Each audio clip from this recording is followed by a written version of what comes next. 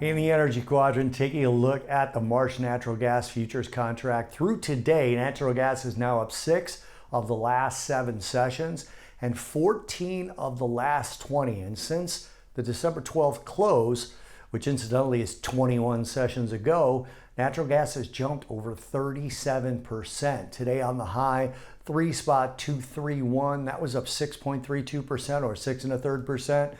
To the low, 2.945, that was up 3.09%. And as we get late in the session, we're still well up over 4.33% better. The likely close higher this week means 3 weeks of higher closes, and the last time that happened was October of last year. Now, looking at national demand, it is expected to be moderate until Friday, then very strong through early next week as winter finally arrives. It's a weather thing, right? Temperatures will be mild over the south and the east with highs of 40 degrees to 70 degrees, while cool to cold weather hits the Rockies and the plains with highs of 0 to 30 degrees.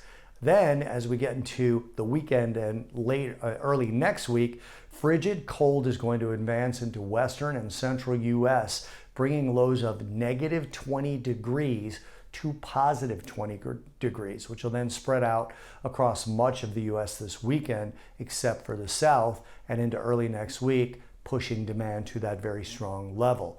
Now, we also had the EIA weekly storage report, and it printed a draw of 140 billion cubic feet.